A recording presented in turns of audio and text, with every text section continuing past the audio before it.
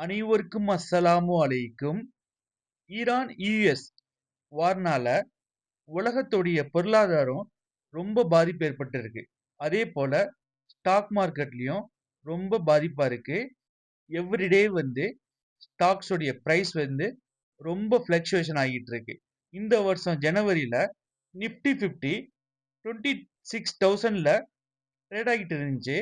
இன்னைக்கு 22,500ல ட்ரேட் ஆகிட்டு இருக்கு. இப்ப உங்களுக்கு எல்லாருக்கும் ஒரு சந்தேகம் வரும். இந்த மார்க்கெட் டவுன்ல இப்ப நம்ம முதலீடு செய்யலாமா, இல்ல வெயிட் பண்ணி முதலீடு செய்யலாமா, அல்லது ப்ராஃபிட் புக் செய்யலாமா? இந்த ஆப்பர்ச்சுனிட்டியை பயன்படுத்தி ஸ்டாக்ஸ் மியூச்சுவல் ஃபண்ட்ல உள்ள யூனிட்டை ஆவரேஜ் செய்யலாமா?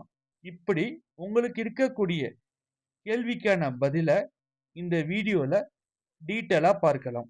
இந்த வருடம் ஜனவரியில 26,000 இருந்த நிப்டி 50 அதிலிருந்து இறங்கி இன்னைக்கு தேதியில 22,500 பாயிண்ட்ஸ்ல ட்ரேட் ஆகிட்டு இருக்கு.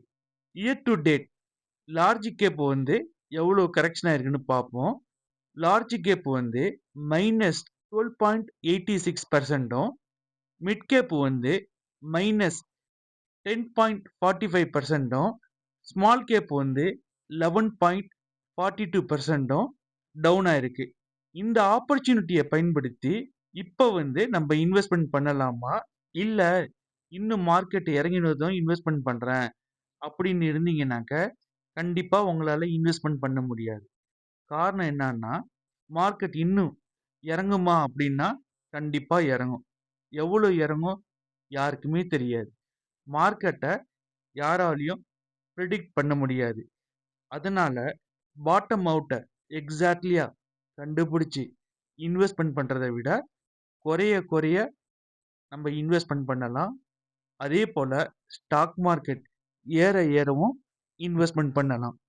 இப்ப மார்க்கெட் இருக்கிற கரண்ட் சுச்சுவேஷன்ல பிஇ ரேஷியோ எப்படி இருக்குன்னு பார்ப்போம்.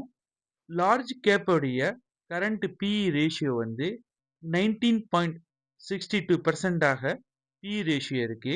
இது ஒரு ஃபேர்லி வேல்யூடு தான். Mid cap current BE ratio 30.10% இருக்கு. இது ஸ்லைட்லி பிரீமியத்துல இருக்கு. ஸ்மால் கேப் பொறுத்தவரையும் கரண்ட்லி 25.900%ல இருக்கு.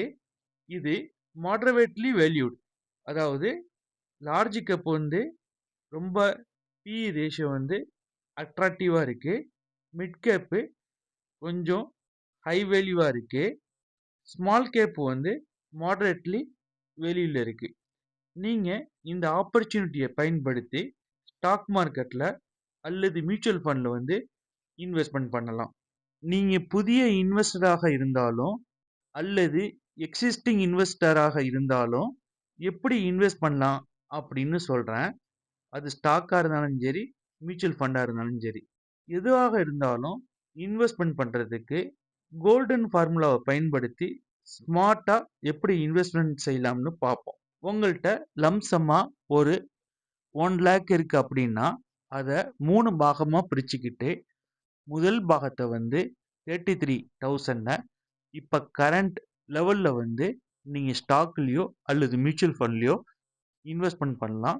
அப்புறம் மார்க்கெட் கரெக்ஷன் ஆச்சுன்னா அடுத்த 33,000 இன்வெஸ்ட்மெண்ட் பண்ணலாம். அதுக்கப்புறமும் மார்க்கெட் கரெக்ஷன் ஆச்சுன்னா மீதம் இருக்கக்கூடிய 33,000 இன்வெஸ்ட்மெண்ட் பண்ணலாம். அல்லது இப்ப நீங்க இன்வெஸ்ட்மெண்ட் பண்ணதுக்கு அப்புறம் மார்க்கெட் கரெக்ஷன் ஆகாம மேல போச்சுன்னா 10% ஏறினதுக்கு அப்புறம் மறுபடியும் 33,000 இன்வெஸ்ட்மெண்ட் பண்ணலாம். அதுக்கப்புறம் மார்க்கெட் ஏறும் போதும் 33,000 இன்வெஸ்ட்மெண்ட் பண்ணலாம். உங்கள்கிட்ட இருக்கக்கூடிய உதாரணத்துக்கு 1 lakh 3 பாகமாக பிரிச்சு மார்க்கெட் இறங்கும் போதும் 3 பாகமாக இன்வெஸ்ட்மெண்ட் பண்ணலாம். மார்க்கெட் ஏறும் போதும் 3 பாகமாக இன்வெஸ்ட்மெண்ட் பண்ணலாம். இப்படி இன்வெஸ்ட்மெண்ட் பண்றதுனால உங்களுடைய ரிஸ்க் ரிடியூசஸ் ஆகுது. எப்போதுமே மார்க்கெட் இறங்குமா அப்படின்னு வெயிட் பண்ணிட்டு இருக்காம உங்களுடைய லம்சம் ஸ்ப்ளிட் பண்ணிட்டு அது 1/3 ஒவ்வொரு லெவல்லையும் இன்வெஸ்ட்மெண்ட் பண்ணலாம். ஏறும்போதும் அதே போல இன்வெஸ்ட்மெண்ட் பண்ணலாம். இப்ப நீங்க மியூச்சுவல் ஃபண்ட்ல வந்து எஸ்ஐபி முறையில இன்வெஸ்ட்மெண்ட் பண்ணிட்டு இருப்பீங்க. இப்ப மார்க்கெட் டவுனா இருக்கிறதுனால, அத இன்வெஸ்ட்மெண்ட்ட கன்டின்யூ பண்ணலாமா? அப்படின்னு இருந்தீங்கன்னாக்க, கண்டிப்பா உங்களுடைய எஸ்ஐபி வந்து கன்டின்யூ பண்ணணும்.